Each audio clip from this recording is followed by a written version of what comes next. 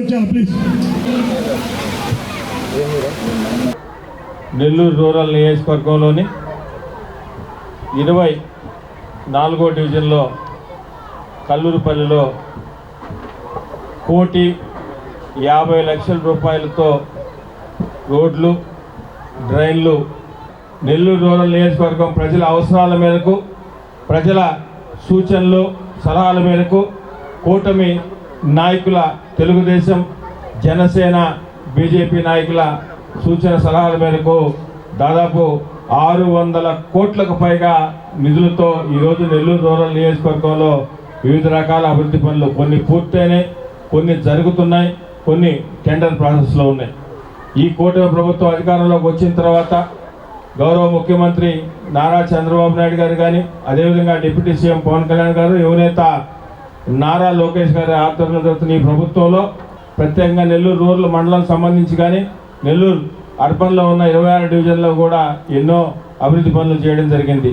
చాలా పెద్ద నియోజకవర్గం, దాదాపు 2,80,000కు పైగా ఓట్లున్న నియోజకవర్గం. అదేవిధంగా విలీన గ్రామాలన్నీ కూడా 1, 2, 12, 23, 24, 25, 30, 31, 8 డివిజన్ల విలీన గ్రామాలు ఉన్న పెద్ద నియోజకవర్గం. కాబట్టి ఈ ప్రభుత్వం వచ్చిన తర్వాత ప్రత్యేకంగా కొన్ని 100 కోట్ల రూపాయలతో అర్బన్లో కూడా చేయగలిగాం. అదేవిధంగా ఈరోజు మనం ప్రారంభోత్సవం చేసుకున్న 24, 25, 27 ఈ 3 డివిజన్లకు సంబంధించి ఈరోజు ఇక్కడ కావలి శాసనసభ్యులు కృష్ణారెడ్డి గారి చేతుల మీదుగా మనం ప్రారంభోత్సవం చేసుకున్నాం. ఈ కూటమి ప్రభుత్వం అధికారంలోకి వచ్చిన తర్వాత ఓన్లీ ఈ 3 డివిజన్లకు సంబంధించే దాదాపు 15 కోట్ల రూపాయలతో ఈరోజు శంకుస్థాపనలు కూడా మనం ప్రారంభోత్సవాలు కూడా చేసుకున్నాం. భవిష్యత్తులో కూడా తప్పకుండా నెల్లూరు రూరల్ నియోజకవర్గంలో మా జెండా, మా అజెండా నెల్లూరు రూరల్ నియోజకవర్గ ప్రజల క్షేమమే ధ్యేయంగా నెల్లూరు రూరల్ నియోజకవర్గం అభివృద్ధి జెండా అజెండాగా పనిచేస్తున్నాం. భవిష్యత్తులో కూడా అదేవిధంగా పనిచేస్తాం.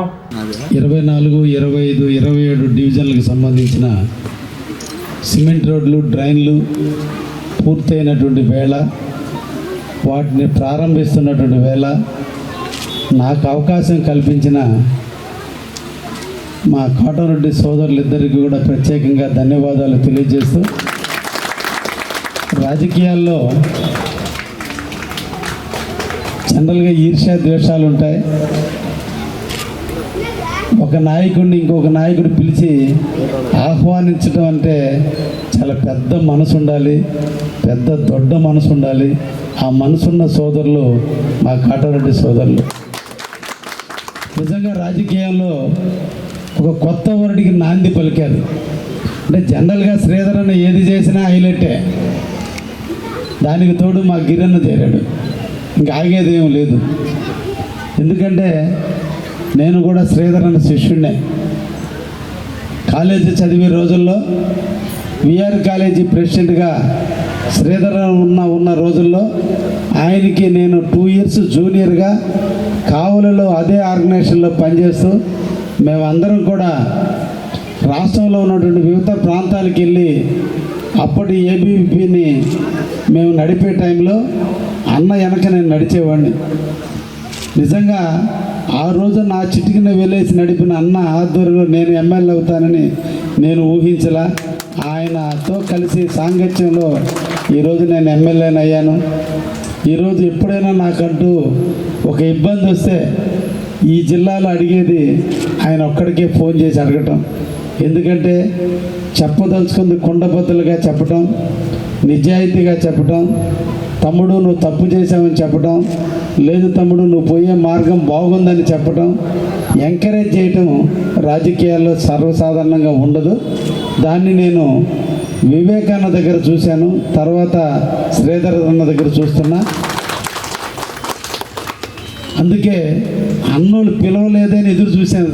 ఎప్పుడు పిలిచినా రావడానికి మేము సిద్ధంగా ఉన్నాం. ఎందుకంటే వాళ్ళతో కొంత నడిస్తే నేను కొంతైనా నేర్చుకోగలను. తప్పకుండా అన్న ఆధ్వర్యంలో ఈ ప్రాంతం బాగా అభివృద్ధి చెందుతుంది.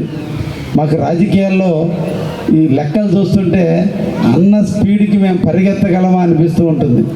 ఎక్కడ చూసినా డెవలప్మెంట్, ఎక్కడ చూసినా అభివృద్ధి.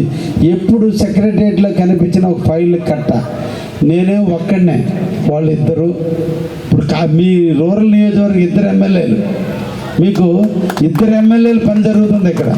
అన్ని నియోజకవర్గంలో ఒక ఎమ్మెల్యే పని జరిగితే ఈ నియోజకవర్గంలో 2 ఎమ్మెల్యేలు పనిచేస్తున్నారు. నిజంగా ఈ నియోజకవర్గ ప్రజలు చాలా అదృష్టం.